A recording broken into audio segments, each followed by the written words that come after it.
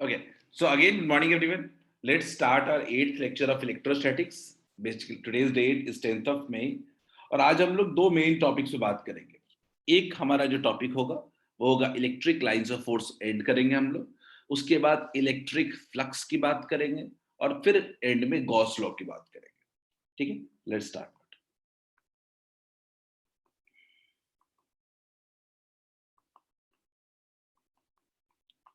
ठीक है, तो लास्ट क्लास में जब हम बात कर रहे थे तो हम एक टॉपिक पे बात कर रहे थे इलेक्ट्रिक फील्ड लाइंस की प्रॉपर्टीज के बारे में बात कर रहे थे, where we ended the class. ठीक है, शायद आपने लिख भी लिया हो, बट एक एक करके हम बात करेंगे सबके प्रॉपर्टीज।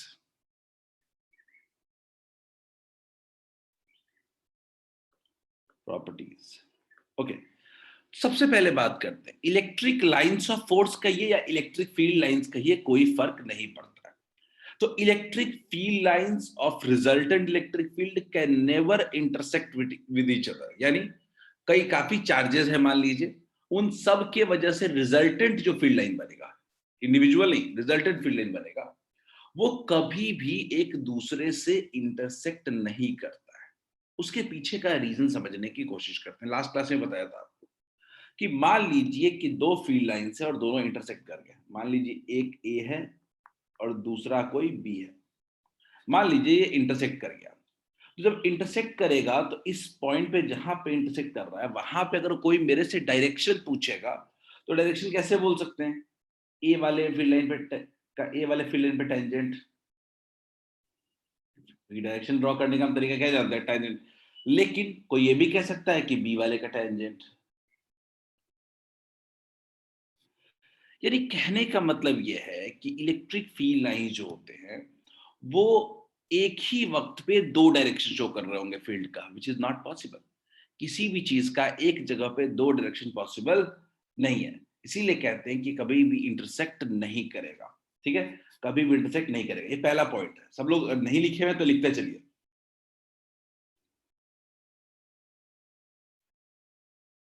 इसका रीजन है because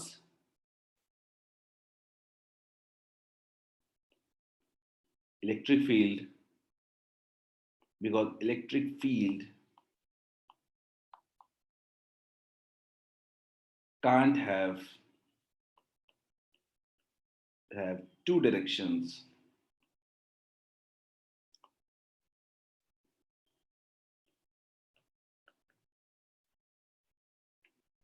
at a time, at a point.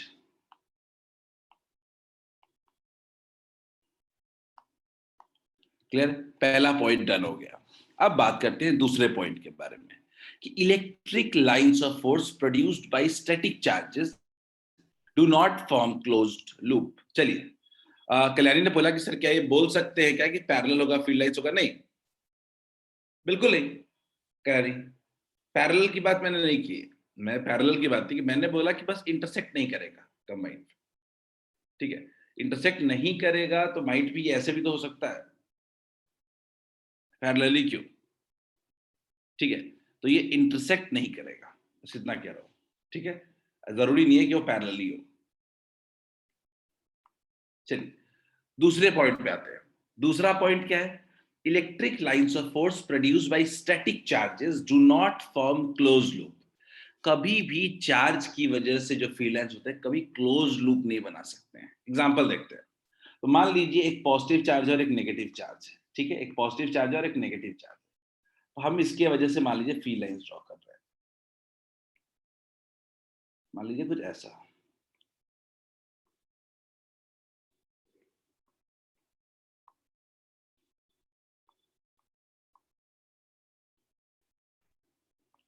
Clear? Close loop का मतलब क्या होता है? क्लोज लूप का मतलब होता है कि इनिशियल जहां पे हो वहीं पे फाइनल भी हो। अब खुद देखो, क्या यहां पे ऐसा हो रहा है क्या? ये सारे फील्ड लाइंस पॉजिटिव से नेगेटिव जा रहे हैं। अगर क्लोज लूप बनाना पड़ेगा तो कोई ना कोई फील्ड लाइन नेगेटिव से भी पॉजिटिव आना चाहिए, विच इज नॉट हैपनिंग। इसीलिए हम कहते हैं कि इलेक्ट्रिक फील्ड लाइंस कभी भी क्लोज लूप नहीं बनाते हैं। हाँ, लेकिन अगर मैग्नेटिज्म को कोई याद करोगे तो magnetic field lines close loop बनाते हैं। ठीक है, जो आगे जाके पढ़ोगे या 10th क्लास में थोड़ा बहुत पढ़े हुए होगे। तो electric field lines do not form closed loops. Clear है? आगे बढ़ते हैं। ये हो गया पहला चीज। याद रखना है क्यों हम एग्जांपल दे रहे हैं, क्योंकि पॉजिटिव से नेगेटिव तो जा सकता है पर नेगेटिव से पॉजिटिव नहीं जा सकता है। आदर्श ने एक सवाल पूछा है, आदर्श ने सवाल पूछा है कि सर क्लोज लूप नहीं बनेगा तो बस दो ही ऑप्शन रह गया है, पैरेलल जो आपने बनाया है उसके अलावा नहीं होगा ना। बिल्कुल, देखो पैरेलल तो मैं नहीं कह रहा हूं, ये पैरेलल तो है नहीं, आप पैरेलल वर्ड इस तरह रैंडम यूज नहीं कर सकते हो आदर्श। ठीक है, ये एक डायरेक्शन में पॉजिटिव से नेगेटिव तो जा सकता है पर नेगेटिव से पॉजिटिव नहीं आ सकता है। क्लियर है? ठीक है, चलिए आगे बढ़ते हैं। Is it clear? Let's move to third point. Third point, ठीक है, इसके बारे में ज्यादा हमें बात करने के लिए एक्स्ट्रा पॉइंट है नहीं। थर्ड पॉइंट बात करते हैं। Electric field lines, electric lines of force end or start perpendicularly on the surface of a conductor। ये बड़ा इंपॉर्टेंट पॉइंट है जो आगे काम आएगा। मान लीजिए कि एक कंडक्टर है हमारे पास, मान लीजिए कि एक कंडक्टर है हमारे पास,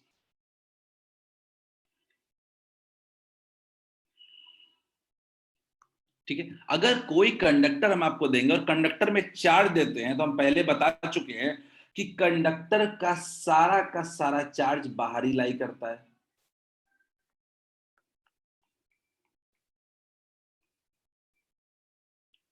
कंडक्टर का सारा चार्ज बाहर लाई करता है, कभी भी इनसाइड लाई नहीं करता। ठीक है, तो आगे देखते हैं। अब मान लीजिए कि हमारा चार्ज है, ठीक है, मान लीजिए कि हमारा चार्ज है, तो चार्ज इसके वजह से जो कंडक्टर की वजह से जो फील्ड प्रोड्यूस होगा, वो फील्ड हमेशा ही इस सरफेस के परपेंडिकुलर होगा। किसी भी पॉइंट पे देखेंगे तो हमेशा क्या होगा, सरफेस के परपेंडिकुलर।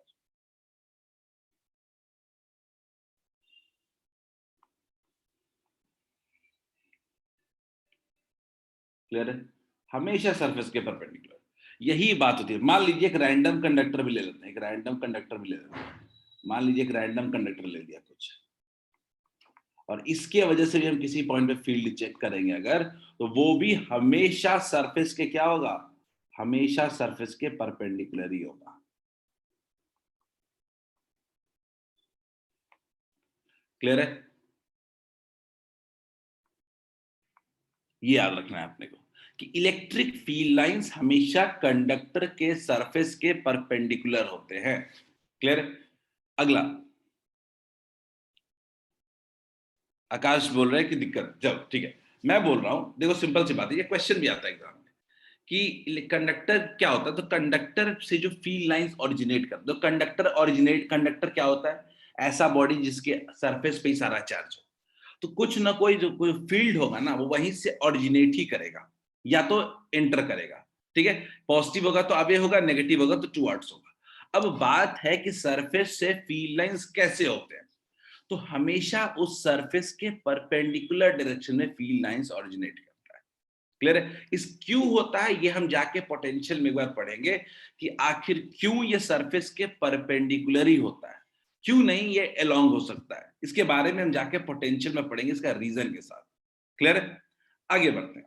तो electric field lines never enter into conductors, बड़ी इंपॉर्टेंट पॉइंट है, याद रखिएगा। कंडक्टर के कभी भी अंदर फील्ड लाइंस एंटर नहीं करते हैं।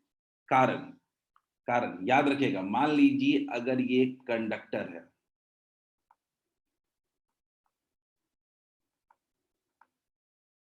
तो सबसे बड़ी जो बात होती है कि अंदर में हमारा फील्ड ही जीरो होता है। याद रखिएगा, किसी भी कंडक्टर के इनसाइड में फील्ड हमेशा जीरो होता है। और उसके पीछे कारण क्या होता है कि सारा का सारा चार्ज कहां चला जाता है, सरफेस पे। सारा का सारा चार्ज कहां चला जाता है, सरफेस पे। क्लियर है? सारा का सारा चार्ज सरफेस पे चला जाता है, इसीलिए कंडक्टर के अंदर फील्ड हमेशा जीरो होता है। क्लियर है? Field inside conductor is zero, इसीलिए हम कहते हैं कि कोई फील्ड लाइंस एंटर नहीं कर सकती हैं। रीजन हम लिख सकते हैं as electric field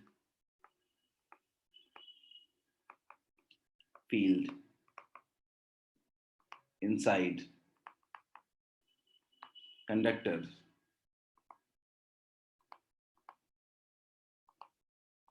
0.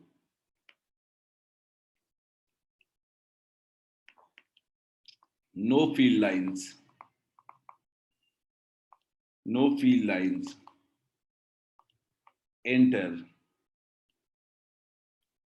the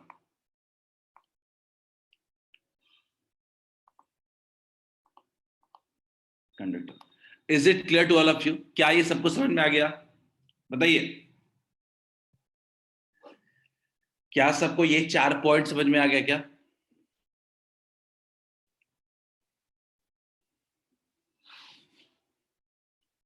Anyone?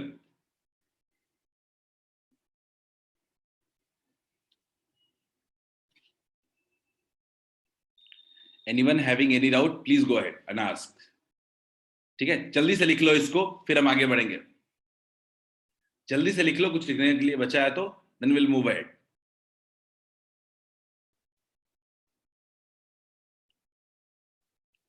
फिर एक दो एडिशनल पॉइंट्स बताऊंगा और खत्म हो जाएगा टॉपिक.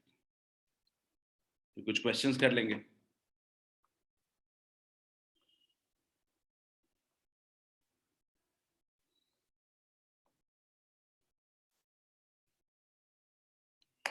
एक और पॉइंट है इंपॉर्टेंट. ठीक है, ठीक है.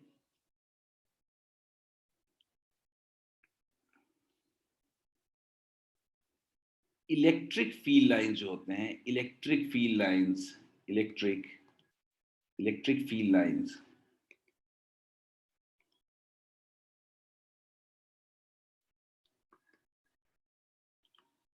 are continuous.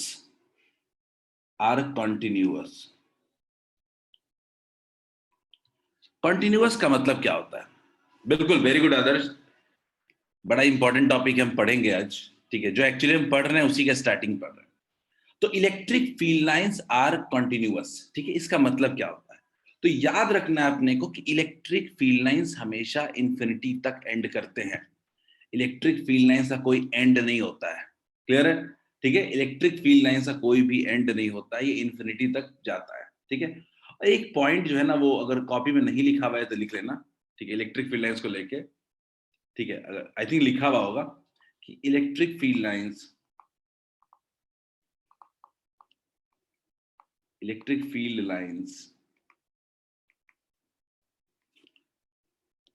originate from positive charge. Originate from positive charge. ये भी प्रॉपर्टीज में ही आएगा. Positive charge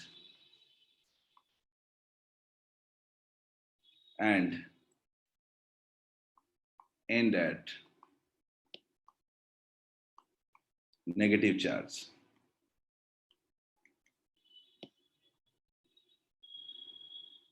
That's it. ठीक है. आयुषी, बड़ा आपने जो सवाल पूछा है, फील्ड क्रिएट कैसे होगा? चार्ज की वजह से फील्ड होता है. फील्ड किसके वजह से होता है? कौन प्रोड्यूस करता है फील्ड? चार्ज प्रोड्यूस करता है. फील्ड क्रिएट होगा तो फील्ड लाइंस भी होगा क्रिएट. ये फील्ड को ही रिप्रेजेंट करने के लिए फील्ड लाइंस होता है. तो ये सवाल तो ये हमारे बेसिक्स में से है क्या कि field, how electric field is produced by the charges. चलिए, मैं आप लोगों ने निधि ने एक सवाल पूछा था इलेक्ट्रिक फील्ड लाइंस को लेकर के कि कैसे डिफर करता है चार्ज की वैल्यू जब बढ़ती है तो फील्ड लाइंस में कैसे चेंजेस आते हैं. मैं एक दो एग्जांपल करके दिखाता हूं ताकि आपको समझ में आ जाए, कभी फंसाने वाला कुछ सवाल आने आ जाए तो आप इसको कर सके. देखते हैं. मान लीजिए कि हमारे पास एक प्लस चार्ज है, दो प्लस चार्जेस हमारे पास, और इसकी वजह से अगर फील्ड ड्रॉ करेंगे तो ऑब्वियसली फील्ड कैसे ड्रॉ होगा? फील्ड कुछ ऐसे ड्रॉ होगा.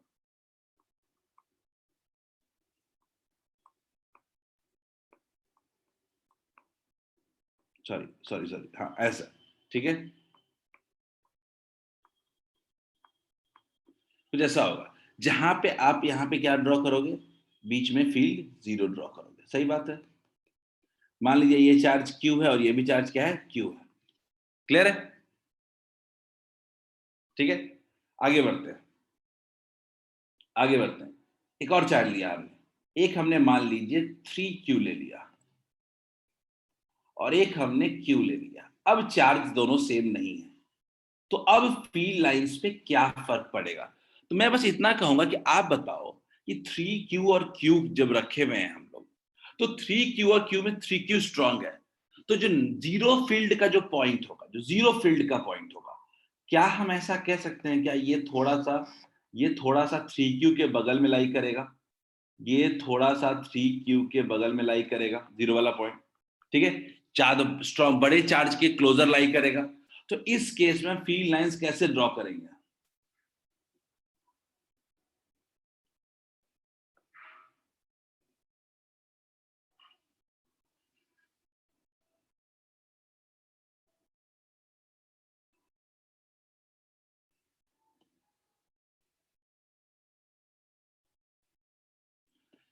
क्या निधि, आपका सवाल के क्लियर हुआ क्या? सब लोग बताइए, अगर चार्ज का वैल्यू अगर चेंज हुआ तो क्या हम फील्ड लाइंस को ड्रॉ कर सकते हैं क्या?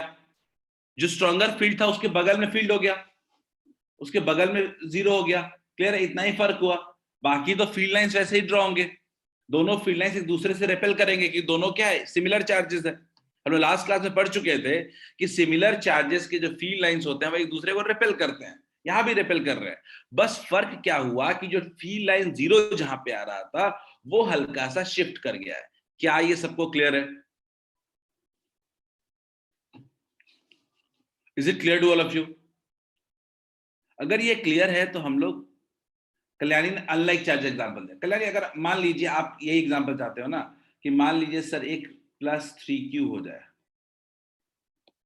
और एक Q हो जाए, तो इस केस में कैसा फर्क होगा? जो कि पहले बिल्कुल ऐसा सिमेट्रिकल होता था, अब क्या फर्क पड़ेगा? तो अब फर्क क्या पड़ेगा, अब कुछ ऐसा हो जाएगा।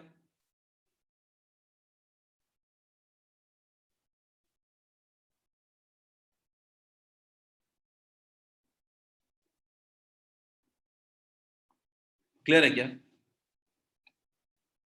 ठीक है। एक सवाल आया है निधि का कि सर वो बड़े चार्ज की ओर क्यू शिफ्ट हुआ। निधि, कॉमन सेंस है।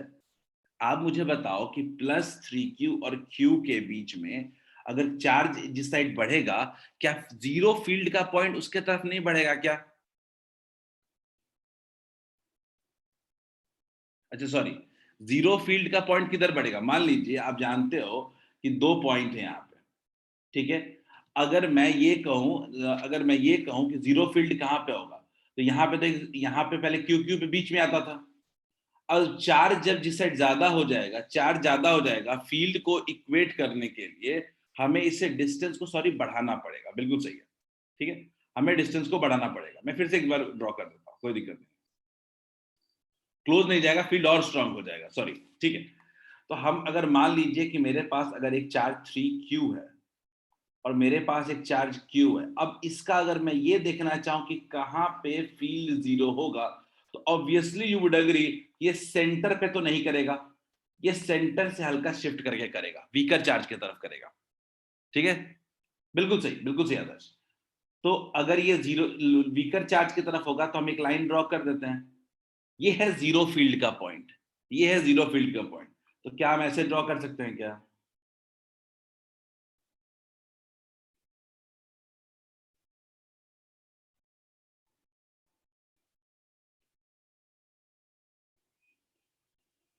बोलिए, क्लियर है क्या? आकाश, सही है? नहीं नहीं आदर्श, ये कॉमन सेंस है यार। मैं इस तरीके से बात कर रहा हूँ आदर्श, कि मान लीजिए आप चार्ज जिस साइड बढ़ा दिए हो, अगर फील्ड उस साइड, फील्ड अगर डिस्टेंस अगर उस साइड बढ़ोगे तो डिस्टेंस कम हो जाएगा, तो फील्ड और बढ़ जाएगा। आपको दोनों साइड से इक्वल एंड ऑपोजिट फील्ड चाहिए। तो आप खुद सोचो कि जीरो फील्ड कहां पे मिलेगा। ये तो वैल्यू मेजर कर सकते हो आप, ये तो आप वैल्यू मेजर करके निकाल सकते हो। अब बीच में सेंटर पे कोई पॉइंट मान के वैल्यू मेजर कर लीजिए, ठीक है। तो मैं बस इतना कह रहा हूँ, वैष्णवी आपने पूछा कि बीच में फील्ड जीरो क्यों नहीं होगा। बीच में क्योंकि फील्ड सेंटर के पॉइंट पे जीरो नहीं होगा, चार्ज अगर सेम रहता है तो सेंटर पे फील्ड जीरो होगा। लेकिन अगर एक का चार्ज बढ़ा दोगे तो obviously we have to find out कि कहां पे फील्ड जीरो हो रहा है। बस वो लाइन ड्रॉ कर लीजिए और उसी के अराउंड सारे फील्ड लाइन हम ड्रॉ कर देंगे। क्लियर है क्या? निधि और Akash, just we have to find out कि फील्ड कहां जीरो होगा। इट्स अबाउट कि आप खुद निकाल सकते हो, इसमें मुझे बताने की कोई जरूरत नहीं है, ठीक है। चलिए, एवरीवन ट्राई दिस क्वेश्चन। एक क्वेश्चन है, which among the following curves is can not possibly represent electric field lines. देखिए, 3 फील्ड लाइंस ड्रॉ किए गए हैं, बताइए इनमें से कौन सा फील्ड लाइन पॉसिबल नहीं है। एनसीईआरटी का क्वेश्चन है, एवरीवन गो फॉर इट। बताइए तीनों में से, और रीजन के साथ बताना पड़ेगा, रीजन के साथ बताना पड़ेगा कौन पॉसिबल नहीं है। अंजन ने एक आंसर दिया है, मैं 2 मिनट का टाइम देता हूं, सोच लीजिए तीनों के बारे में।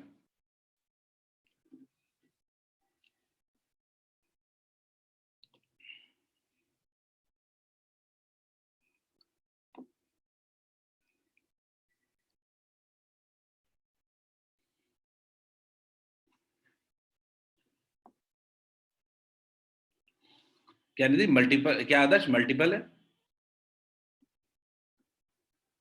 सही है दीप, एक एक सोच लीजिए। सही है निधि, ऑप्शन नहीं है, कोई भी हो सकता है आदर्श। शिवम, काफी लोग यहाँ पे बी बोल रहे हैं। अरीज क्या रीजन दे सकते हो क्या, क्यों? अरीज रीजन दे सकते हो क्या बी का? सर वहां पे पहले पॉजिटिव है, फिर नेगेटिव है, फिर पॉजिटिव है, फिर पॉजिटिव है, तो मतलब कि पॉजिटिव से नेगेटिव की तरफ आएगा और ठीक, पॉजिटिव पॉजिटिव से पॉजिटिव की तरफ रिपल करेगा ना। रिपल्शन चाहिए, और नेगेटिव से पॉजिटिव की तरफ कभी ऐसा नहीं हो सकता, नेगेटिव के अवे पॉजिटिव के टुवर्ड्स तो हो नहीं सकता, है ना? यस ठीक है, सर। बी तो क्लियर गलत है। चलो, बी तो साफ साफ गलत है। देखो बी वाले में देख लो, मैंने जहाँ रेड मैंने जहां पे मार्क किया है, वहां पे गौर से देखिए आप, तो वहां पॉसिबल नहीं है, नेगेटिव से पॉजिटिव जा नहीं सकता है। ठीक बात है ना, नेगेटिव से पॉजिटिव जा नहीं सकता है, तो वो सरासर गलत है। बी तो चलो गलत है, हमने आइडेंटिफाई कर लिया बी, क्योंकि फील्ड लाइंस कभी नेगेटिव से पॉजिटिव नहीं जा सकते हैं। ठीक है, आगे बताइए, ए बताइएगा, ए बताइए।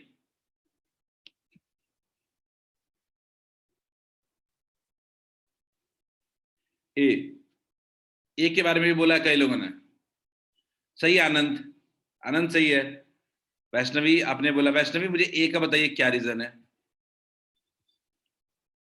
सर क्योंकि ना इसका जो इलेक्ट्रिक फील्ड है वो परपेंडिकुलर नहीं है सरफेस से। क्या इसकी बात कर रहे हैं क्या? Yes sir. और ये बाद में जाके इंटरसेक्ट भी कर जाएगा क्या? यस सर, इंटरसेक्ट भी कर सकते। ठीक है, वैलिड रीजन है कि ये फील्ड लाइंस पॉसिबल नहीं है, बिकॉज ये बाद में जाके इंटरसेक्ट भी कर जाएगा। ठीक है, और ये परपेंडिकुलर भी नहीं। Is it fine? क्या सब लोग यही बता रहे हो मुझे चैट में? ऑलमोस्ट चैट में रीजन जो आपके आए हैं वो यही है, परपेंडिकुलर होना चाहिए सरफेस से। निधि ने भी बोला है, ए भी रॉन्ग है, आदर्श ने बोला है, ओजस्वी ने भी यही बोला है। ठीक है, तो मिला जुला के सबका आंसर ऑलमोस्ट सही है। ठीक है, वैष्णवी सिंह वॉइस लैग कर रहा है मेरा, एम आई नॉट ऑडिबल क्या? कि मेरा वॉइस लैग कर रहा है क्या? चलिए ठीक है, आगे देखते हैं। थर्ड पॉइंट मुझे लगता है सब लोग एग्री करते हैं, पॉजिटिव क्या वे है। ठीक है, लेकिन हाँ थोड़ा झोल दे सकता था जब क्वेश्चन में एक चार्ज को बढ़ा देता। ठीक है, चलिए, सी करेक्ट है। चलो एक और आओ, इसमें बताओ कौन सा सही है।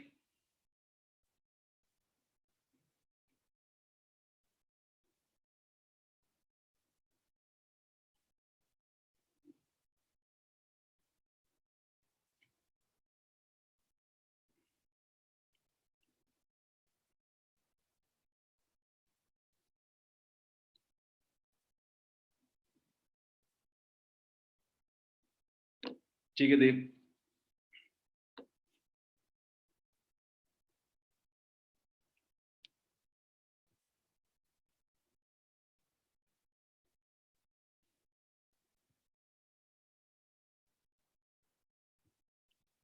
सही है राघवेंद्र। आदर्श, नहीं आदर्श। सिद्धांत नहीं, सही है वो आंसर सही है, बट कंप्लीट नहीं है। अरीज, ये तो है ही नहीं कुछ। चलिए, तो पहला तो डी मुझे लगता है पूरे सब लोग एक साथ कह रहे हो डी तो पक्के तौर पे गलत है, क्योंकि अब सिमिलर चार्जेस रिपेल करेगा फील्ड लाइंस। तो डी का तो कोई चांस ही नहीं है। Is it clear? क्या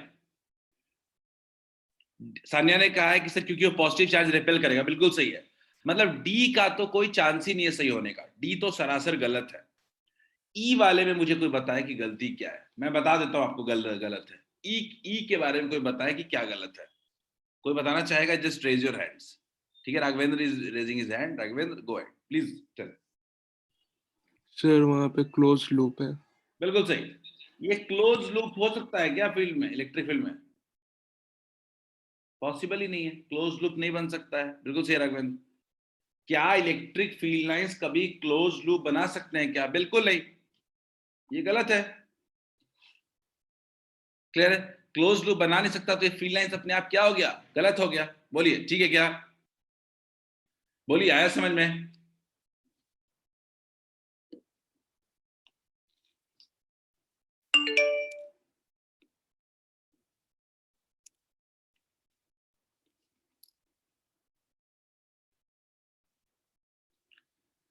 बोलिए क्लियर है? चलिए एक और ट्राई कीजिए। आई थिंक क्लास में किया था क्या, देख लो वैसे। इजी क्वेश्चन है।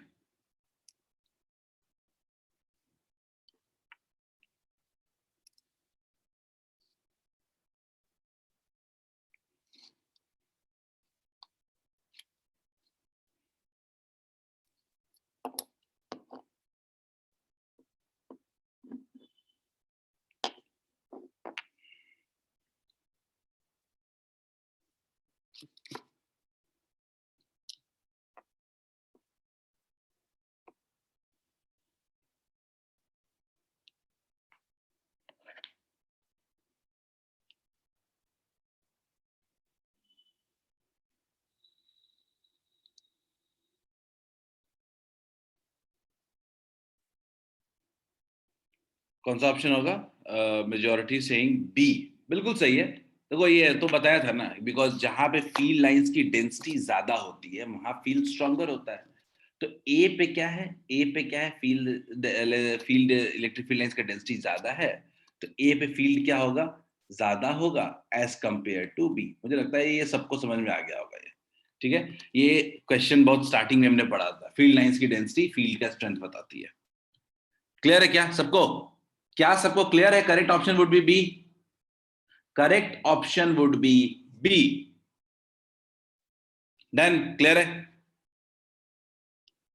चलिए let's go ahead and start our very important topic, electric flux.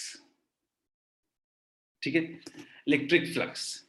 ठीक है, देखते हैं, समझने की कोशिश करते हैं ये इलेक्ट्रिक फ्लक्स क्या होता है। इलेक्ट्रिक फ्लक्स के बारे में ना बेसिक अंडरस्टैंडिंग बनानी ज्यादा जरूरी है। ये फिगर वगैरह से मैं समझा दूंगा लास्ट में। तो electric field lines basically simple, अगर मैथमेटिकल टर्म्स में देखो तो ये नंबर ऑफ फील्ड लाइंस को कहते हैं। कितने number of field lines passing through a given cross sectional area. ठीक है, that is called electric flux. ठीक है, it is the total number of field lines passing through a given area. Simple. यानी ये नहीं आगे, अगर कोई पूछे कि फ्लक्स क्या है तो नंबर है।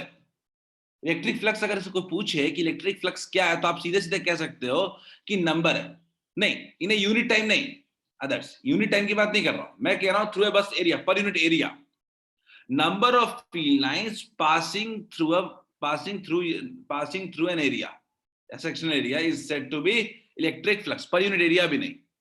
ठीक है, तो अब आपको एक बात तो समझ में आ गया कि इलेक्ट्रिक फ्लक्स कुछ नहीं, नंबर है। और नंबर हमेशा कैसा क्वांटिटी होता है? स्केलर क्वांटिटी होता है। क्या ये समझ सकते हैं क्या कि नंबर कैसा क्वांटिटी होता है? Scalar quantity.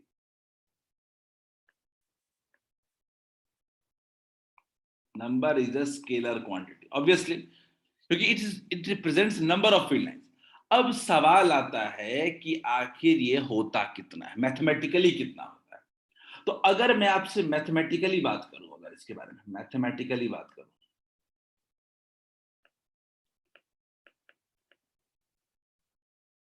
तो मान लिया हमने कि एक क्रॉस सेक्शनल एक एरिया है, कुछ एरिया है जो येलो कलर से शो किया है हमने। ठीक है, और उसके थ्रू कुछ फील्ड भी जा रहा है ई। याद रखिएगा कोई भी एरिया हम लेते हैं, area is a vector quantity. ये नोट करके ये बात, क्योंकि हमारे पास पहली बार यूज में आ रहा होगा, अभी हमारे लिए पहली बार यूज में आता है। याद रखिएगा area is a vector quantity, ये कुछ इंपॉर्टेंट पॉइंट है। Area is a vector quantity.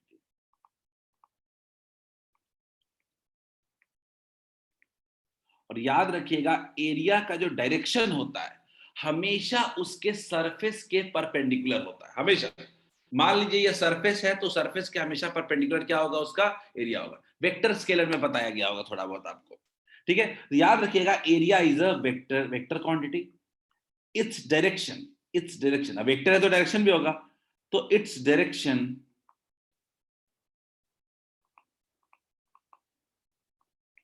Is always along perpendicular to the surface.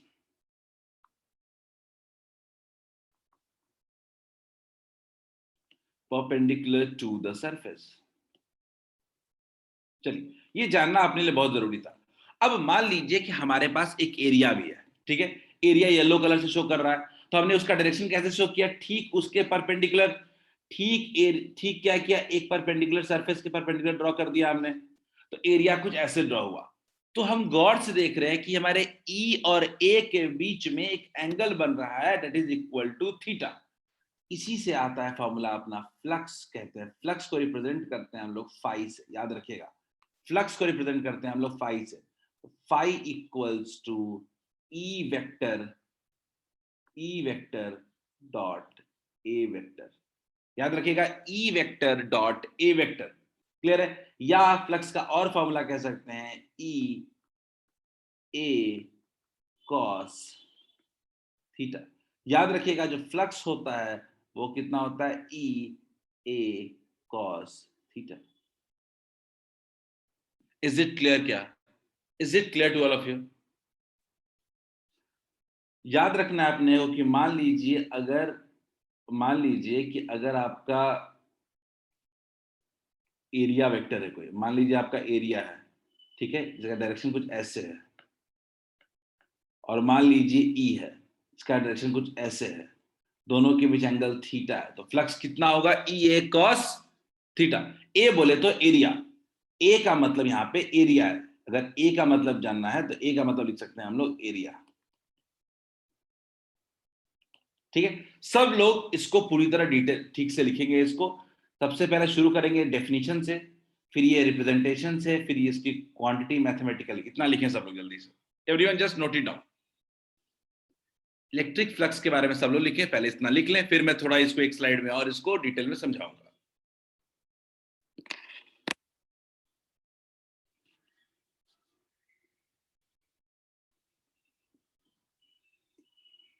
बहुत इंपॉर्टेंट टॉपिक है और एक बड़े टॉपिक को ये हमें स्टार्ट भी करता है। जस्ट नोट इट डाउन जल्दी।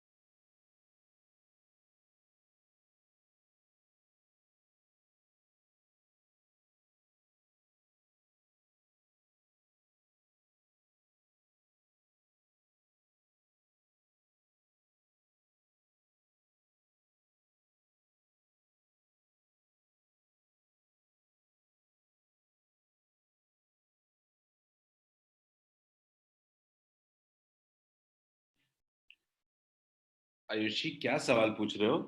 ये फ्लक्स फील्ड के रिलेटेड होता है, फॉर्मूले से नहीं। फॉर्मूले में क्या दिख रहा है? इलेक्ट्रिक फील्ड लाइंस का नंबर है, तो क्या ये फ्लक्स फील्ड से रिलेटेड नहीं है? लगता है आयुषी अभी नींद में है।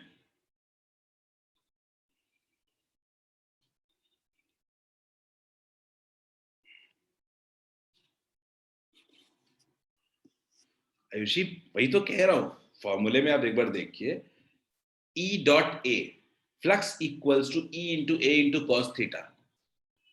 मुझे तो फॉर्मूला देख के कुछ समझ में आ ही रहा होगा आप लोग को भी। वैसे ये रिलेटेड की बात क्या है, उसी के फील्ड लाइन के नंबर को कहते हैं हम फ्लक्स। इलेक्ट्रिक फील्ड लाइंस के नंबर को कहते हैं हम लोग फ्लक्स। जल्दी note it down, reply on chat, हो जाए तो बताओ ताकि हम आगे बढ़े।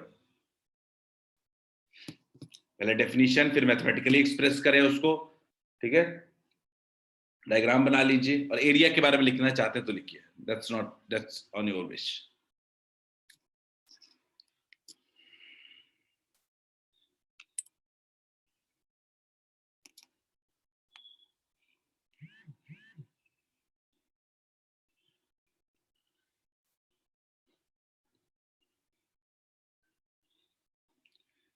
चलिए, हो गया। आते हैं आयुषी, यूज करेंगे हम लोग अभी इसको, यूज करेंगे हम लोग अभी इसको।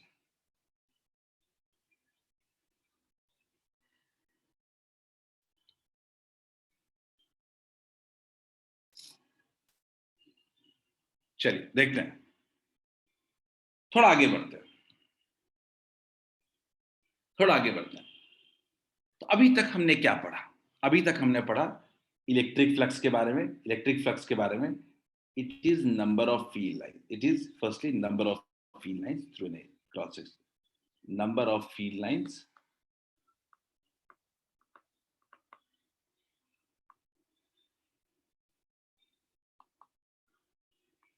Number of field lines through an area. मत लिखिएगा इसको अभी, समझाने के लिए स्लाइड का यूज करना, थ्रू एन एरिया। दूसरा हमने पढ़ा scalar quantity, scalar quantity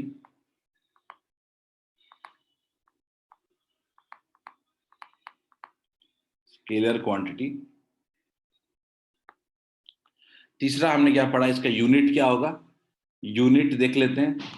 unit अगर देखें तो न्यूटन पर कूलम इंटू मीटर स्क्वायर, ठीक है। यूनिट क्या होगा, न्यूटन मीटर स्क्वायर पर कूलम, ठीक है। फिगर ड्रॉ करना बाकी है, कर लो ड्रॉ, कोई दिक्कत नहीं है, कोई दिक्कत नहीं, ड्रॉ कर लीजिए। ये हमने पढ़ा, इसका यूनिट होता है, ठीक है। ये बेसिक चीजें हमने फील्ड के बारे में, फील्ड लाइन फ्लक्स के बारे में पढ़ा है अभी तक। कंक्लूजन यही है अभी तक, ठीक है। और एक फाइनल कंक्लूजन क्या है, फाइनल कंक्लूजन क्या है कि flux is nothing but dot product of, याद रखिएगा, dot product of E vector dot A vector, dot product of E vector dot A vector. ये इन फॉर्मूला है, ठीक है। इतना अभी तक हमने पढ़ा है, अब हम इसी को थोड़ा लेके आगे बढ़ने वाले हैं, ठीक है। रिद्धि, कोई फिगर बना लीजिए जो बना हुआ है व्हाइट वाले टेबल में वो, या मैंने जो बाहर बनाया येलो में वो, कोई भी एक फिगर बना लीजिए, कोई दिक्कत नहीं। सिंपल साधारण साधारण कोई भी फिगर बनाइए।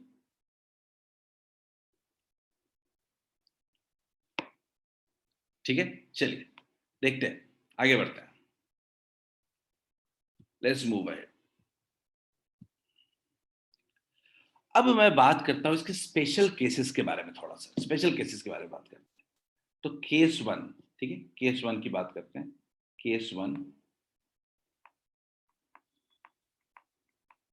केस वन, जब थीटा इक्वल्स टू 0 डिग्री होगा, जब थीटा इक्वल्स टू 0 डिग्री होगा, मैं अगर फिगर वाइज रिप्रेजेंट करूं इसको तो कुछ ऐसा होगा। ये फील्ड होगा और ये एरिया होगा, थीटा दोनों के बीच एंगल कितना हो गया, 0 डिग्री हो गया। इस केस में जो फ्लक्स मिलेगा हमको वो क्या मिलेगा, मैक्सिमम फ्लक्स मिलेगा, और कितना हो जाएगा, E into A into cos 0 का वैल्यू कितना हो जाएगा, 1। क्लियर है क्या? केस वन मैंने बोला 0 डिग्री पे, 0 डिग्री पे मैक्सिमम होगा, क्लियर है। केस टू लेते हैं, केस टू लेते हैं।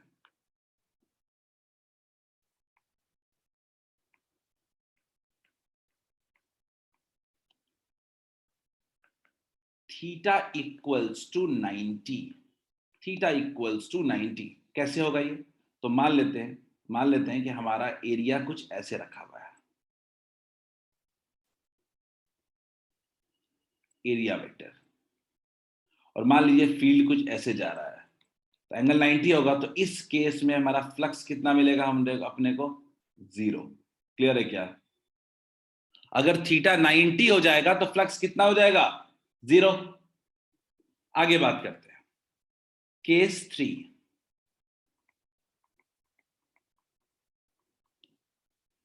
जब थीटा हमारा 90 से कम होगा, जब हमारा थीटा 90 से कम होगा, ठीक है, और आई वुड से 0 से 90 तक होगा, 0 से 90 होगा, तो उस केस में हमारा जो फाई होगा वो क्या होगा? पॉजिटिव होगा। याद रखिएगा, फ्लक्स अगर हमारा पॉजिटिव है, कॉस थीटा का वैल्यू क्या होगा? कॉस थीटा का वैल्यू कितना हो जाएगा? पॉजिटिव रहेगा। कॉस थीटा का वैल्यू क्या रहेगा? पॉजिटिव रहेगा। तो फाई भी हमारा क्या रहेगा? पॉजिटिव। वहीं अगर केस 4 की बात करें, केस 4 की बात करें, केस 4 की बात करें, केस 4 में कितना होता है? अगर फाई हमारा 90 से लेकर के 180 तक हो थीटा, अगर उस केस में हम कह सकते हैं कि हमारा फाई कितना होगा?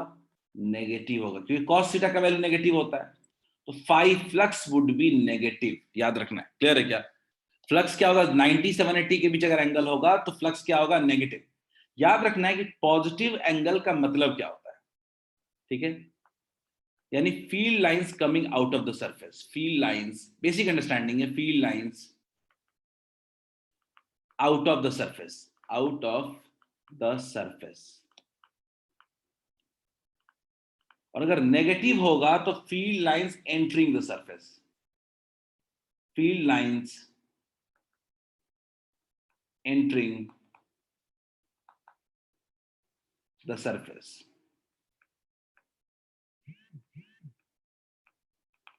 क्या ये बात सबको समझ में आई क्या? आदर्श एक सवाल पूछा है कि सर कोई टोटल अमाउंट नेगेटिव हो सकता है क्या?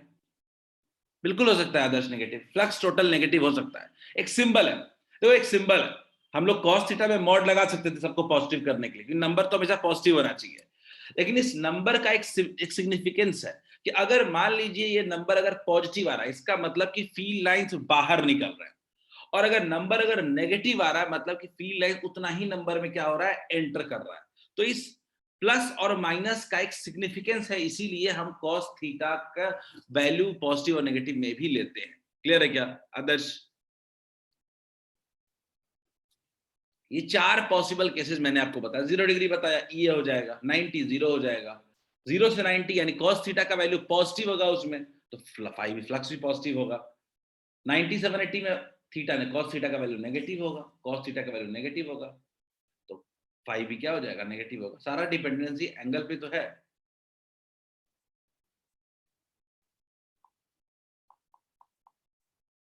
Is it clear to all of you?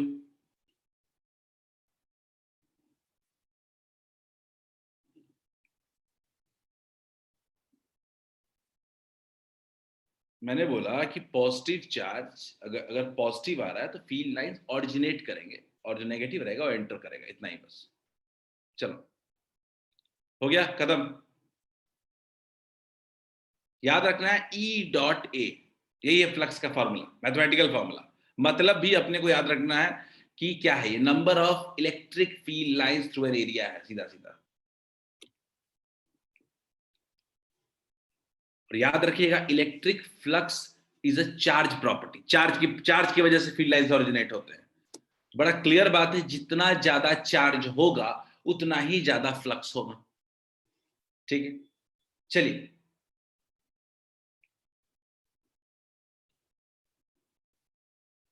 Everyone let's try this question. Everyone let's try this question. Easy question है, सब लोगों से बन जाएगा, सब लोग बड़े आराम से बना सकते। खूब क्वेश्चन आते हैं इससे, 1 मार्क्स 2 मार्क्स खूब क्वेश्चन आ सकता है।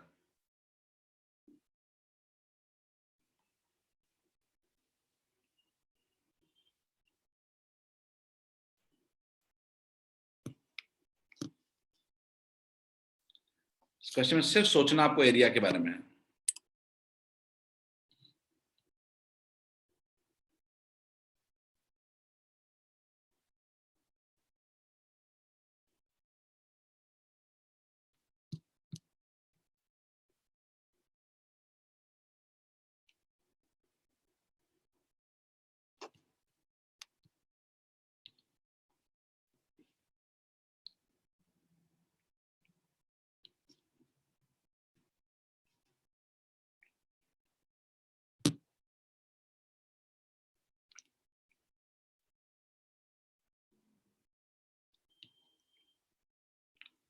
You didn't try this.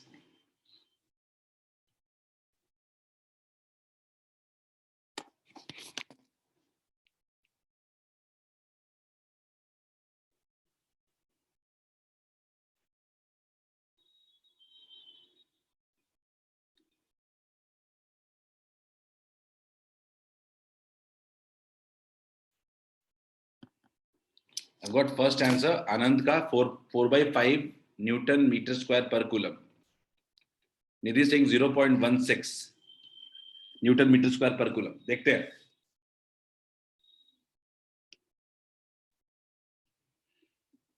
Still not accurate.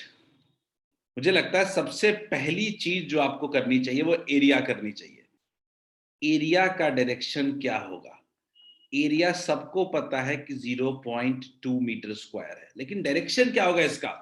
तो अगर ये YZ प्लेन में है, अगर ये YZ प्लेन में है, ये अगर X है, ये Y है और ये Z है, अगर एरिया YZ प्लेन में है, तो इसका जो एरिया का डायरेक्शन होगा वो ठीक क्या होगा? इसके परपेंडिकुलर होगा, अलॉन्ग एक्स एक्सिस होगा.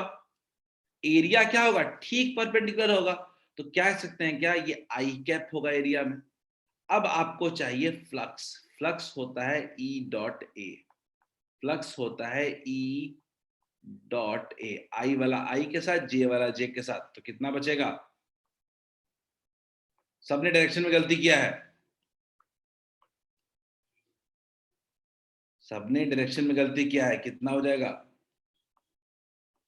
आई के अलॉन्ग कितना है मेरा? ई मेरा है कितना है? 3/5 E नॉट इंटू 0.2. क्लियर है? कितना हो जाएगा? 2/10 3/25 हो जाएगा. 3/25 E नॉट. एक काम करते हैं, वैल्यू पुट कर लेते हैं. 3/25. भाई डायरेक्शन जे कहां से लगा दिया आनंद? वेक्टर थोड़े है. फ्लक्स वेक्टर क्वांटिटी थोड़े है. इंटू 10⁻³ न्यूटन मीटर स्क्वायर पर कूलम. ये कैंसिल कितना होगा? 40. 240 आ रहा है आंसर. किसी का आंसर सही नहीं आया. Is it clear to all of you? क्या फ्लक्स मैंने बोला E डॉट ए. E की वैल्यू आपके पास कितनी दी गई है? एक तो दिया गया 3/5 E नॉट आई कैप वाला. आई कैप वाले से मतलब है. एरिया कितना होगा? 0.2. मल्टीप्लाई कर दिया. 0.2 को क्या लिख सकते हैं? 1/2/10 लिख सकते हैं. 1/5 3/25 E नॉट हो गया. E नॉट की वैल्यू पुट कर दी. आंसर आया 240 न्यूटन मीटर स्क्वायर पर कूलम. आप लोगों ने काफी मिस्टेक्स किए हैं इस क्वेश्चन को सॉल्व करने में. Is it clear to all of you? पहला तो ये एरिया वाला मसला था जो आपको हैंडल करना था. एरिया का आपको डायरेक्शन जानना बहुत जरूरी था. ठीक है आनंद, निधि, आप लोग के आंसर क्लियर है क्या? आप लोगों के जो आंसर है वो समझ में आया क्या? 2 लोगों ने आंसर दिया है. राघवेंद्र, दीप.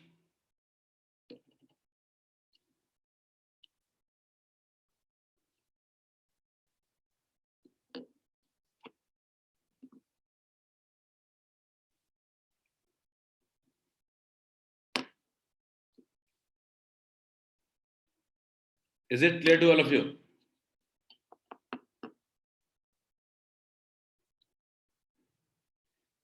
क्या ये क्वेश्चन सबको समझ में आ रहा है? कहां दिक्कत है? अगर दिक्कत है तो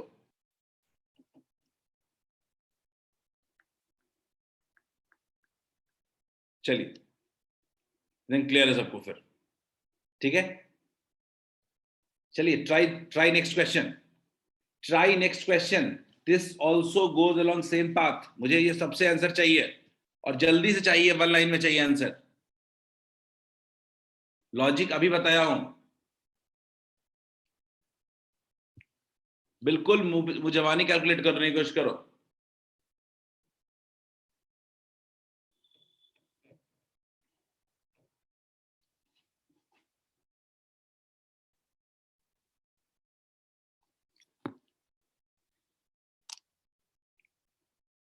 सही है निधि, अंजन बिल्कुल सही है.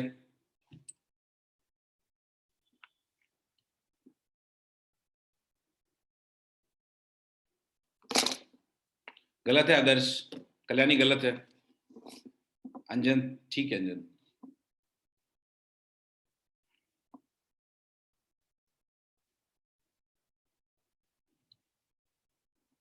आकाश बिल्कुल सही है, वेरी गुड। कल्याणी गलत है। वैष्णवी गलत है।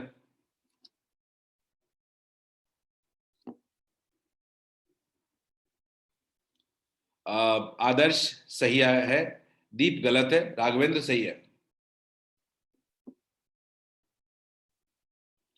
सब एक ही गलती कर रहे हो एरिया लेने में। आनंद गलत है। ओजस्वी गलत है। मीनू सही है। रविशंकर सो गए क्या?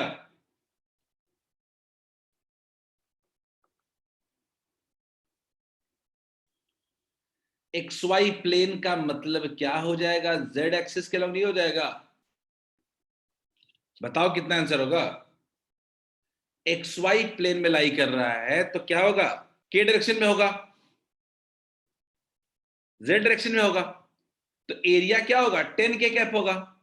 अगर एरिया 10 के कैप होगा और ई वेक्टर आपको दिया हुआ है, ई वेक्टर दिया हुआ है आपको 2i cap minus 10j cap plus 5k cap, और अगर आपको ई डॉट ए करने को बोला जाए, ई डॉट ए, तो क्या दिक्कत है? दोनों को डॉट करना है तो आई और जे वाला तो अपने आप खत्म हो जाएगा। सिर्फ क्या बचेगा? 10 इंटू 5 कितना हो जाएगा?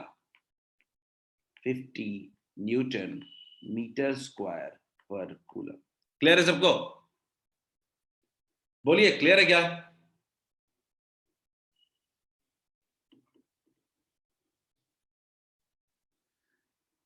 ये क्वेश्चन आपसे बनने चाहिए, इस तरह क्वेश्चन फ्लक्स निकालने वाला है। चलिए ये बताइए, ये आई थिंक अब टाइम नहीं देता हूं इस पे, ये हो गया सबका, इस पे एनर्जी वेस्ट नहीं करते हैं। Try this question, try this question.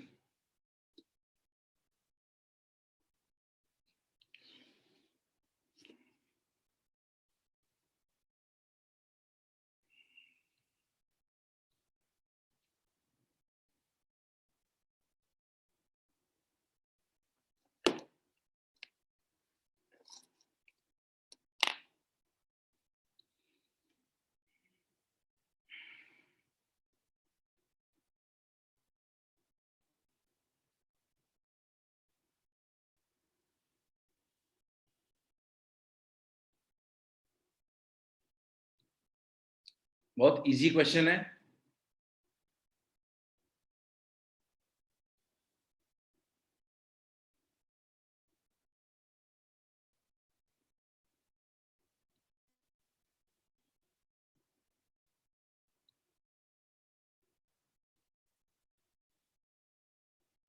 ना, नहीं दे, गलत।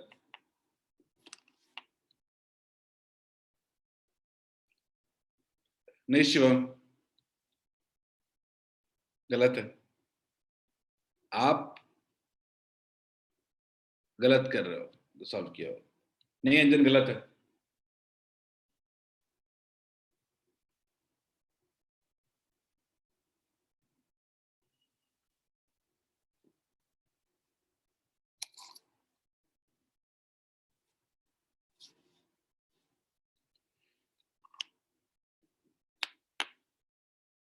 वैष्णवी गलत है। अंजन गलत है अभी भी। शिवम वेरी गुड, सही है। शिवम सही है। I have got only one correct answer. Raghavendra सही है। That's more correct, that's more correct. Adarsh सही है। आकाश गलत है। नहीं आकाश सही है। आप बाई मत लगाओ ना अंजन, सही कर रहे हो। वैष्णवी सही है। मेजॉरिटी लोग अब सही डायरेक्शन में बढ़ रहे हैं। सब लोगों ने बिल्कुल सही सोचा कि ये हमारे पास एरिया कुछ ऐसा जा रहा है, हमें तो इसी फोकस करना है, और फील्ड लाइंस कुछ ऐसे एंटर कर रहे हैं इसके अंदर। काफी लोगों ने ये तो लिखा कि फील्ड क्या होगा, E into area. E into area कितना होगा इसका, पाई आर का होल स्क्वायर होगा। लेकिन ये लोग ये दिमाग लगाना भूल गए कि ये माइनस भी होगा, क्योंकि एंटर कर रहा है। क्योंकि ये एंटर कर रहा है तो ये कितना होगा, minus E pi R square. Clear है क्या? नहीं रविशंकर, 3 पाई आर स्क्वायर नहीं होगा। देखो आपको समझना पड़ेगा कि वो जो हॉलो वाला जो आपका हेमिस्फेयर है, फील्ड कहां से एंटर कर रहा है, किस एरिया से एंटर कर रहा है, पाई आर स्क्वायर से एंटर कर रहा है। क्लियर है? अब गौर से देखिए, फील्ड कुछ ऐसे है और सरफेस का एरिया कैसे होगा, सरफेस का एरिया कुछ इस तरफ होगा, एरिया कुछ इस तरह होगा। तो आपको भी समझ जाना चाहिए कि थीटा यहाँ पे 180 डिग्री है। ठीक है रविशंकर, तो थीटा क्या है, 180 है। तो ई ए कॉस 180 कितना होगा, माइनस हो जाएगा। बोलिए, ई ए कॉस 180 कितना हो जाएगा, माइनस ई हो जाएगा। क्लियर है क्या? क्या सबको क्लियर है? राघवेंद्र का आंसर माइनस के साथ था, शिवम आपका आंसर, आकाश आदर्श आपका माइनस के साथ नहीं था, वैष्णवी। ठीक है, तो ये माइनस साइन भी हमारे लिए बहुत इंपॉर्टेंट रोल प्ले कर रहा है यहाँ पे। क्लियर है क्या? ठीक है, दैट्स इट। तो अब हम शुरू करते हैं अपना one of the most important topic, that is Gauss law. ठीक है, that is Gauss law, very very important topic. देखते हैं, सब लोग हेडिंग डालें गॉस लॉ, सब लोग हेडिंग डालें गॉस लॉ,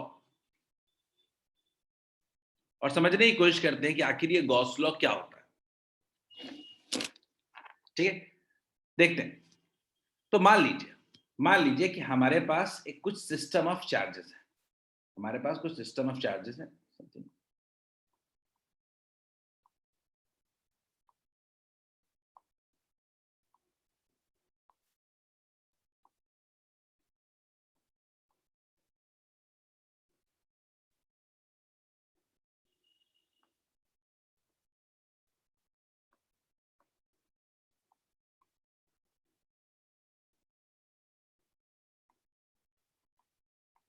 मान लीजिए कुछ एक सिस्टम ऑफ चार्जेस हमने ले लिया, बहुत सारे चार्जेस रखे हुए। मान लीजिए कि हमने एक सरफेस को ड्रॉ किया, एक इन सबके तरफ एक सरफेस को ड्रॉ कर दिया।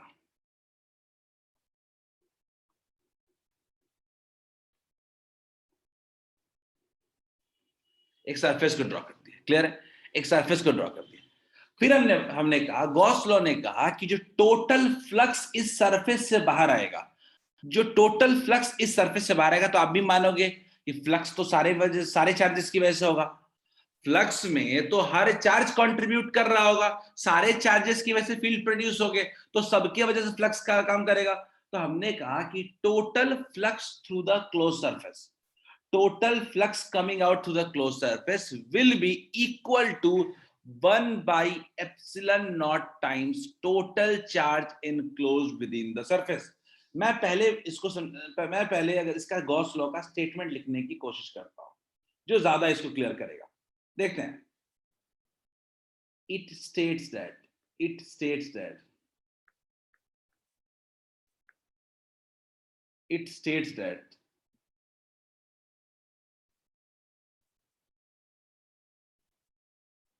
total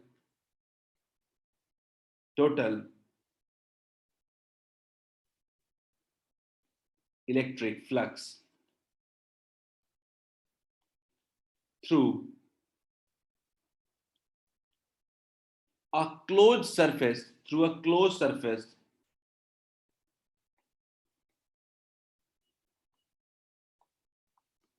is 1 by epsilon naught times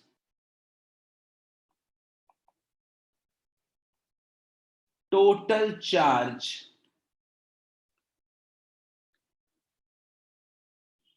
enclosed within the surface।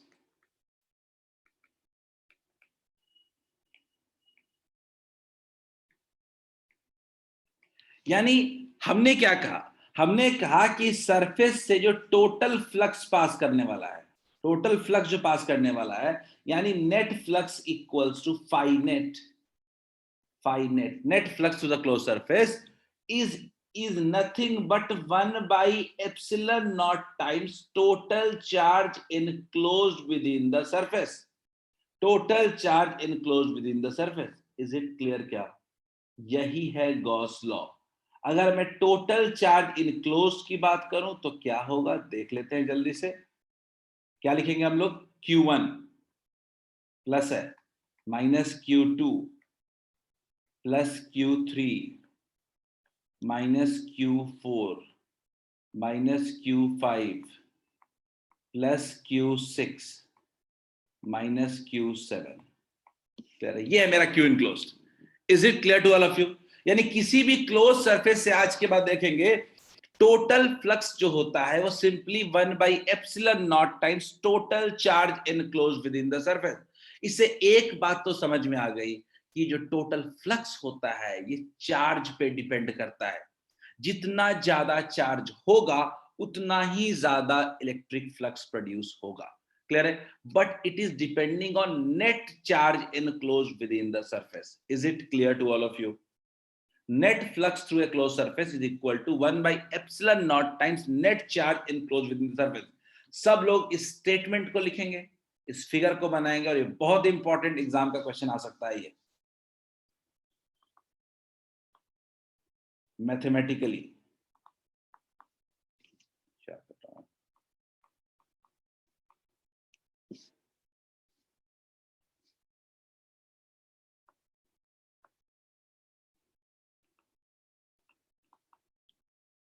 अब आप फ्लक्स पढ़ चुके हो तो फ्लक्स का यूज भी कर सकते हो आप। ठीक है? सिद्धांत ये डिराइव जनरली कूलम, देखो इस लॉ का जो डेरिवेशन जब कहीं भी देखोगे तो कभी कभी कहता है कूलम्स लॉ से इसको डिराइव किया गया या इस लॉ से कूलम्स लॉ को डिराइव किया गया। हम लोग दोनों कर सकते हैं। ठीक है? हम लोग दोनों कर सकते हैं, कूलम्स लॉ से इसको डिराइव कर ले या इससे कूलम्स लॉ को डिराइव कर ले, बट हाँ इसका डेरिवेशन नहीं आएगा एग्जाम में।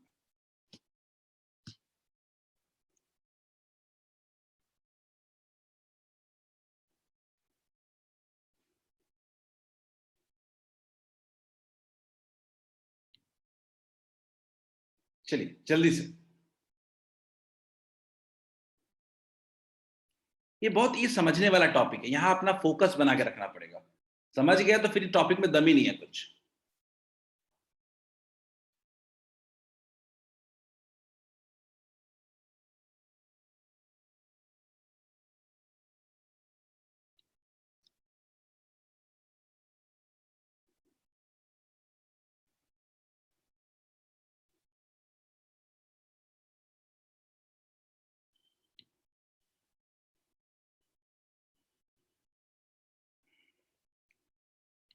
मैं कुछ एग्जांपल्स के थ्रू इसको आगे समझाऊंगा।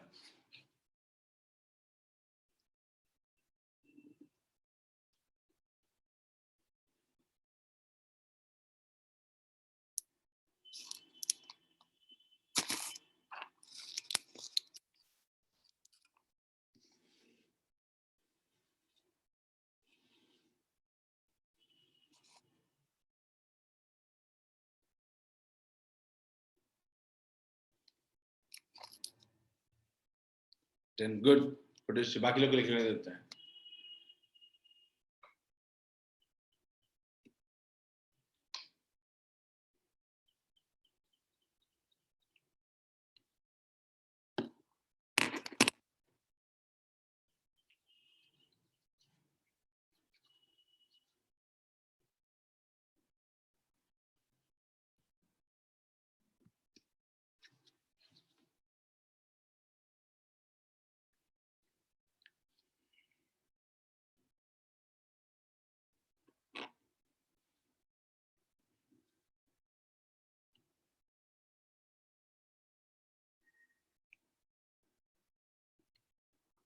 हो गया? लिख लिए? बढ़िया। मैं आपको इसके थोड़े फिजिकल मीनिंग समझाना चाहता हूँ। कभी कभी जो इसको लेके बहुत बड़े कंफ्यूजन हमारे मन में एरप्ट होते हैं। ठीक है? देखते हैं। फ्लक्स निकालना हम जानते हैं तो वो सब हम काम कर लेंगे। ठीक है? वन में एप्सिलॉन नॉट का वैल्यू भी जानते हो आप, 8.854 इंटू 10⁻⁻12। तो मुझे वो भी बताने की जरूरत नहीं है। ठीक है? देखते हैं हम लोग। तो मान लीजिए कि अगर कोई बॉडी है, कोई क्लोज सरफेस ले लिया हमने और क्लोज सरफेस के अंदर मान लीजिए कि हमारे पास एक चार्ज है Q और दूसरा चार्ज है -Q। तो आप बड़े आराम से कहोगे कि अच्छा नेट चार्ज इनक्लोज कितना है, नेट चार्ज इनक्लोज कितना है? Equals to 0। अगर नेट चार्ज इनक्लोज 0 है तो आप कहोगे कि sir net flux enclose, net flux through the surface कितना हो जाएगा, Q बाई एप्सिलॉन नॉट होता है, तो ये कितना हो जाएगा 0। बिल्कुल वैलिड पॉइंट है। क्लियर है क्या? क्या सब लोग मेरी इस बात से एग्री करते हो? क्या सब लोग मेरी इस बात से एग्री करते हो कि अंदर में नेट चार्ज 0 है तो नेट फ्लक्स भी क्या हो जाएगा, 0 हो जाएगा। लेकिन आपको मेरी एक बात और समझनी पड़ेगी, ये फ्लक्स 0 नहीं है, नेट फ्लक्स 0 है। इसका मतलब क्या है कि जितना फील्ड लाइंस बाहर जा रहे हैं उतने ही फील्ड लाइन इस सरफेस के अंदर भी आ रहे हैं।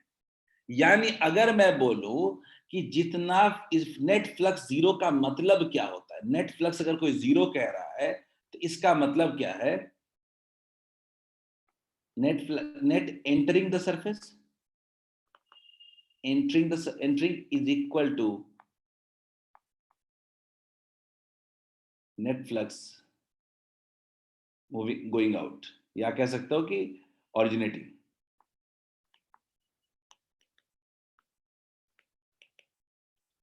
ये समझना पड़ेगा, यानी जितना पॉजिटिव फ्लक्स है उतना ही नेगेटिव फ्लक्स है, इसीलिए नेट फ्लक्स कितना हो गया है, 0। ये क्या क्लियर है? क्या सीधे सीधे नहीं कह देना कि अच्छा कोई फ्लक्स नहीं जा रहा, ऐसा गलत कहना होगा। कोई फ्लक्स जानने से बढ़िया होगा कि टोटल फ्लक्स जो होगा उस सरफेस से वो क्या होगा, 0। Is it clear to all of you? क्या सबको मेरी बात क्लियर है कि मैं जो समझाना चाहता था गॉस लॉ? ठीक है, इसको एक एग्जांपल के तौर पे लेंगे आप, इसको एक एग्जांपल के तौर पे लें आप इसको। क्लियर है? अगले मेरे कुछ एग्जांपल जो होंगे उनका मोटिव यही होगा कि समझाया जाए कि कैसे गॉस लॉ को यूज करते हैं। ये गॉस लॉ से हम लोग काफी डेरिवेशंस भी करेंगे जो अगले क्लास में करेंगे हम लोग। ठीक है, तो देखते हैं। आई थिंक सबको ये समझ में आ गया होगा। जल्दी से इसको जल्दी से डिपेक्ट कर लो इसको, 30 सेकंड का टाइम देता हूं, फिर हम आगे बढ़ेंगे और बाकी कुछ एडिशनल पॉइंट्स होंगे वो मैं बताता चलूंगा इसमें।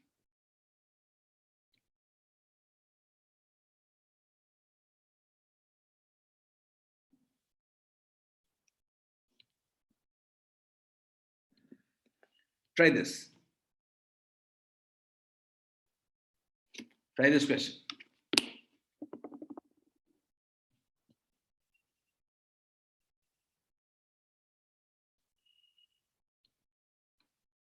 सब लोग इस क्वेश्चन को ट्राई करें और इसमें भी कुछ अपने को मीनिंग निकालना है।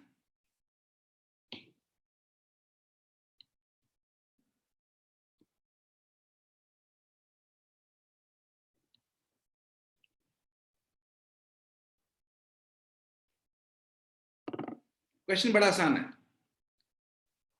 और जो क्लोज सरफेस हम बनाते हैं जनरली उसको हम लोग गॉसियन सरफेस भी नाम दे देते हैं। गॉसियन सरफेस, तो कंफ्यूज नहीं होना, ये बहुत टर्म यूज करेंगे हम लोग। गॉसियन सरफेस डेफिनेशन नहीं होता है इसका, जो इनक्लोज सरफेस लेना उसको हम लोग गॉसियन सरफेस भी कह देते हैं, जहां पे गॉस लॉ लगाएंगे। एवरीवन डू दिस क्वेश्चन, बहुत आसान सवाल है। आप इसको एप्सिलॉन नॉट के टर्म्स में रहने दीजिए, कोई दिक्कत नहीं है।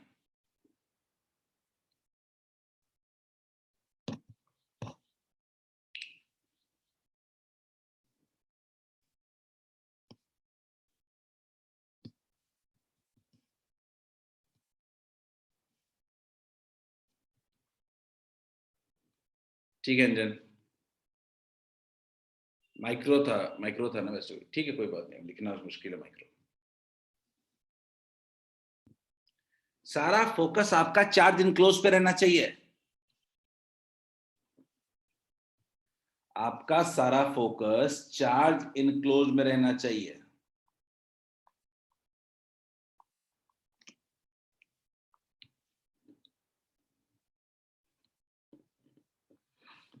चार्ज इनक्लोज कितना आ रहा है,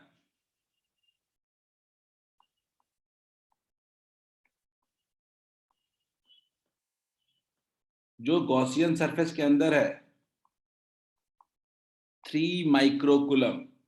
तो अगर नेट फ्लक्स कोई पूछे क्या बोलिएगा, 1/ε0 टाइम्स Q enclosed, मतलब 3 × 10⁻⁻⁶/ε0। सबको क्लियर है क्या? Is it clear to all of you? क्या सबको ये पॉइंट बिल्कुल स्ट्रेट क्लियर है क्या कि बाहर का चार्ज फ्लक्स में कोई कंट्रीब्यूशन नहीं कर रहा है? बाहर का जो फ्लक्स चार्जेस है वो फ्लक्स में हमारे कोई कंट्रीब्यूट नहीं कर रहे हैं। तो मेरा सवाल है कि फ्लक्स में कोई कंट्रीब्यूट नहीं कर रहे, इसका मतलब हम कह सकते हैं क्या कि उस -6 माइक्रोकूलम की वजह से उस सरफेस से कोई फील्ड लाइन पास नहीं कर रहा है? मेरा सवाल ध्यान से सुनना। कैन वी से कि उस -6 माइक्रोकूलम की वजह से उस सरफेस से कोई फील्ड लाइन पास नहीं करेगा? Is it clear?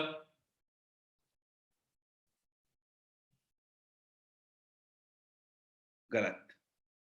मैं एग्जांपल देता हूं, इसको समझना आपके लिए बहुत जरूरी है। ठीक है, मान लीजिए कि कोई चार्ज बाहर है और ये आपका गॉसियन सरफेस है।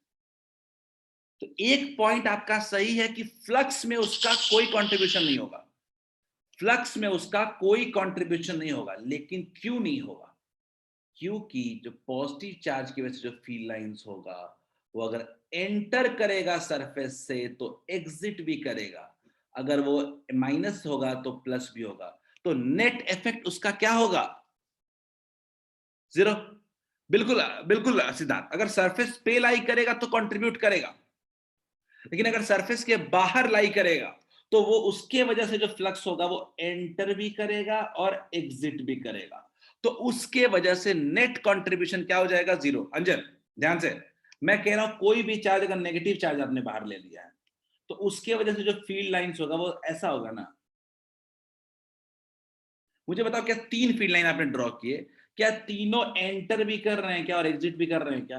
तो क्या आप कह सकते हैं कि आउटसाइड चार्ज की वजह से फ्लक्स में कंट्रीब्यूशन 0 होता है? बोलिए अंजन।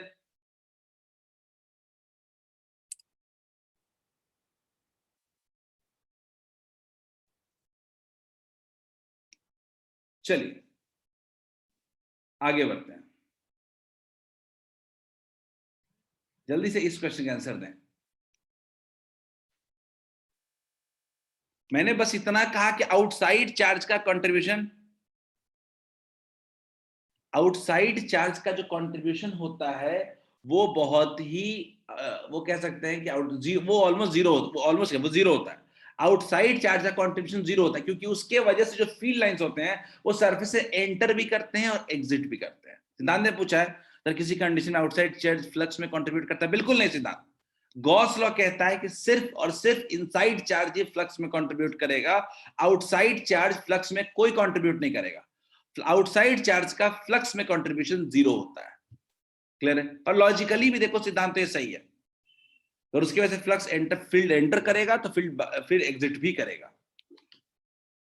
क्लियर है? जल्दी से इस सवाल का जवाब दें जो क्वेश्चन आपके स्क्रीन पे दिख रहा है।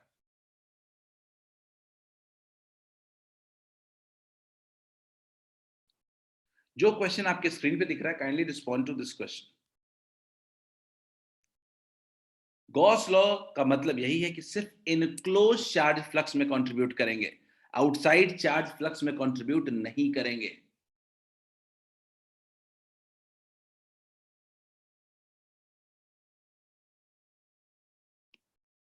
जल्दी डू दिस।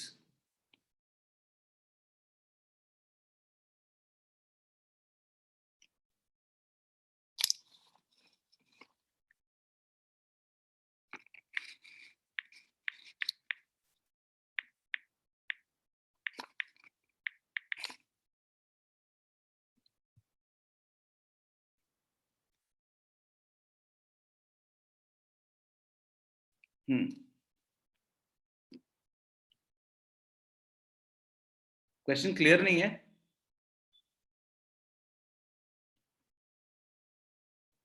दो पॉइंट चार्जेस को 3 तरह के सरफेस के अंदर रखा गया है, आपको फ्लक्स को अरेंज करना है, किसमें ज्यादा होगा और किसमें कम होगा, किस सरफेस में। वैष्णवी ने कहा है BCA, स्फीयर क्यूब कोन।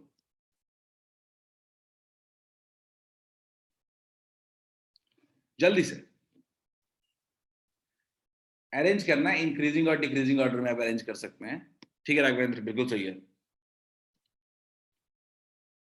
ठीक है निधि, सही है। मैं आपकी जगह रहूंगा तो मैं एक काम करूंगा, तीनों की वजह से ना क्यू इनक्लोज निकाल लूंगा अलग अलग।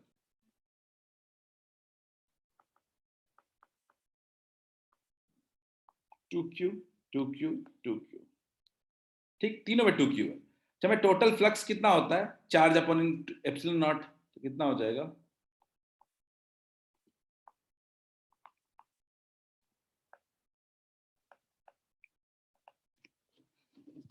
सही है क्या शिवम, क्लियर है क्या, क्लियर है शिवम, आदर्श? क्या हम नहीं कह सकते क्या कि तीनों का फ्लक्स इक्वली तो है? भाई चार्ज इनक्लोज सेम है तो फ्लक्स भी सेम होगा, एरिया पे थोड़ा डिपेंड करता है। बोलिए क्या ये अंडरस्टैंडिंग क्लियर है सबको कि अगर तीनों सरफेस के अंदर चार्ज इनक्लोज्ड 2q है तो फ्लक्स भी कितना होगा, तीनों में सेम होगा? बोलिए क्लियर है क्या?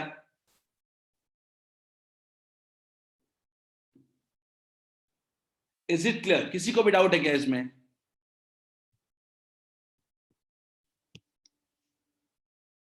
चलिए try one more question then, एक और ट्राई कर लीजिए, ये भी आसान क्वेश्चन है, ये भी आसान है।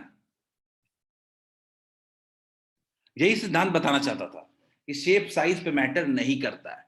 मैंने सिद्धांत जो पहले लास्ट क्वेश्चन में समझाना चाहता था कि बॉडी के शेप एंड साइज पे डिपेंड नहीं करता है कि कितना फ्लक्स पास करेगा।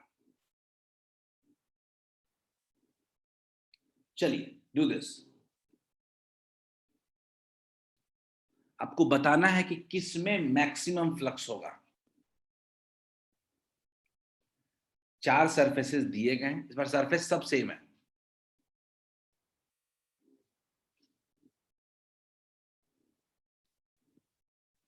वैष्णवी और आदर्श क्लियर, सही है।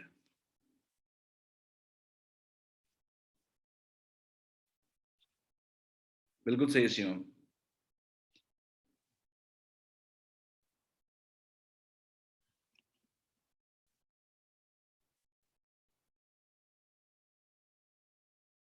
मैं तो बस चार्ज इनक्लोज देखूंगा हर जगह, मैं तो बस हर जगह चार्ज इनक्लोज देखूंगा। सब में 2q है क्या?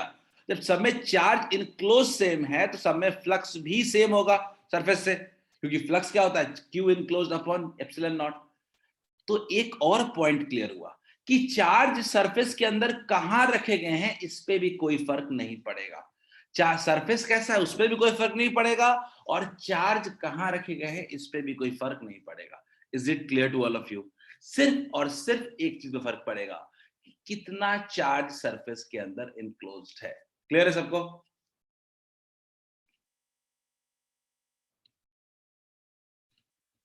Is it clear to all of you? एक लास्ट क्वेश्चन बस इसको कर लीजिए, फिर हम लोग एंड करेंगे टॉपिक को, ठीक है? एक लास्ट क्वेश्चन इसको एंड कर लीजिए। We'll end this. We'll end class with this question. Everyone, try this.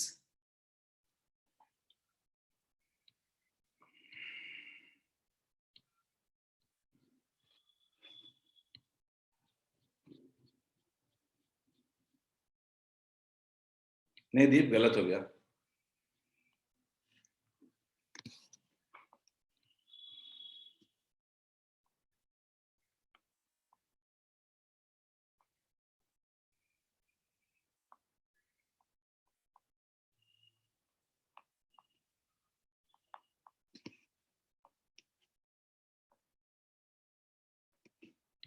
ना, गलत है अंजन, वैष्णवी गलत है, आदर्श पता नहीं क्या लिखे हो, गलत है निधि। क्वेश्चन को फिर से एक बार पढ़े तो, क्वेश्चन को फिर से एक बार पढ़े। नहीं कल्याणी, गलत है।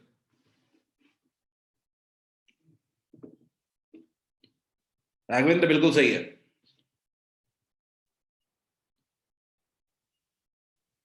मैं आपके इस बात से एग्री करता हूं कि total flux through the close surface कितना होगा, Q बाई एप्सिलॉन नॉट। लेकिन क्वेश्चन क्या पूछ रहा है इस पे फोकस करें। सान्या बिल्कुल सही है, क्वेश्चन क्या पूछ रहा है इस पे फोकस करें। Through any one of the surface of cube, cube के किसी एक सरफेस पे।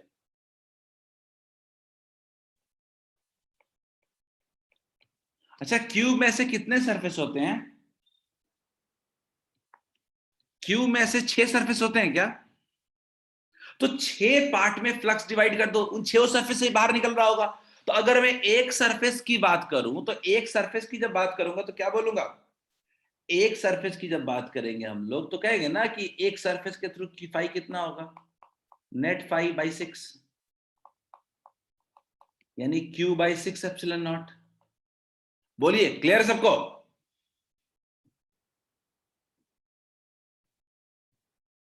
Is it clear to all of you? भाई पूरे सरफेस की तरह, राघवेंद्र सेंटर पे नहीं होता, कहीं भी होता। अगर बीच में कहीं भी सरफेस के अंदर होता तो भी टोटल फ्लक्स उतना ही होता, ठीक है।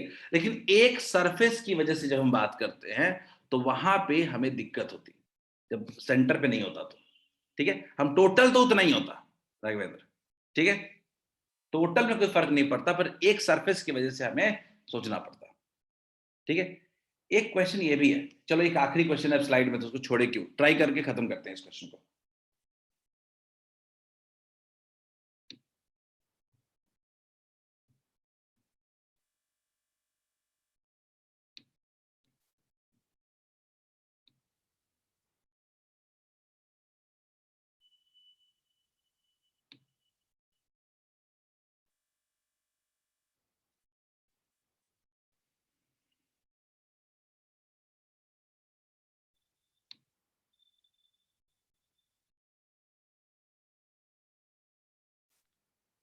एक सरफेस वाला दिक्कत होता सिद्धांत, एक सरफेस वाला दिक्कत होता, ठीक है।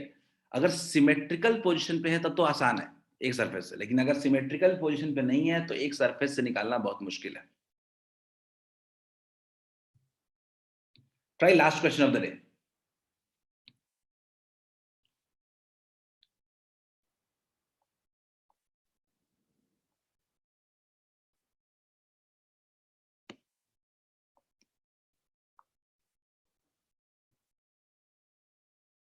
तो कोई स्कोप नहीं दिख रहा हो ना, कोई स्कोप नहीं दिख रहा हो तो आप एक गॉसियन सरफेस बनाने की कोशिश करें।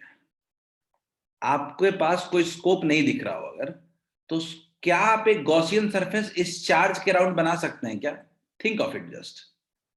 तो मुझे लगता है बना सकते हैं। कैसे बना सकते हैं? तो आप इसको, इस स्क्वायर स्क्वायर को आप एक क्यूब में कन्वर्ट कर दिया कर दो।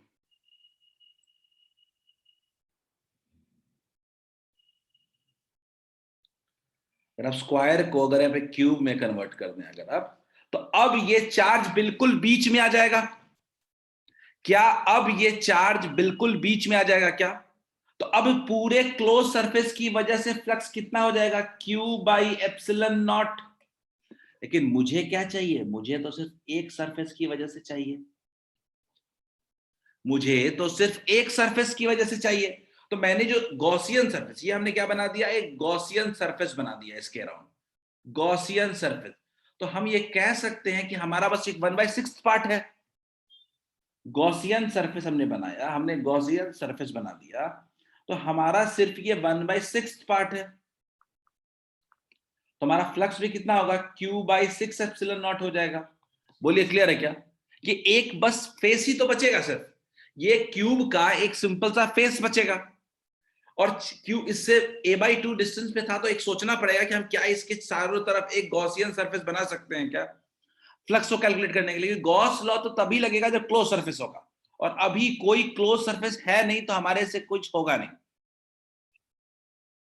Is it clear to all of you? Gaussian surface तो आप अप्लाई ही नहीं कर सकते हैं until you get any enclose surface. तो इनक्लोज सरफेस पहले ढूंढना पड़ेगा, जिसको हम लोग गॉसियन सरफेस भी कहते हैं। वो कैसे बनेगा खुद सोचो। a/2 हाइट पे है, बीच में है, तो ऑब्वियसली वो चारों तरफ से a साइड का एक क्यूबॉइड बना देंगे तो ठीक बीच में लाई कर जाएगा। सर्कल होता तो अलग दिमाग लगाते। जरूरी नहीं है कि हर सरफेस में हमसे गॉसियन सरफेस बनी जाए, ठीक है। हर सरफेस में हमसे गॉसियन सरफेस बन जाए ये बिल्कुल जरूरी नहीं। आप कहना चाहते हो कि कुछ ऐसा होता, अगर कुछ ऐसा होता, ठीक है, और यहाँ पे लाई कर रहा होता, तो बिल्कुल हमें सिलिंड्रिकल शेप बनाना पड़ता,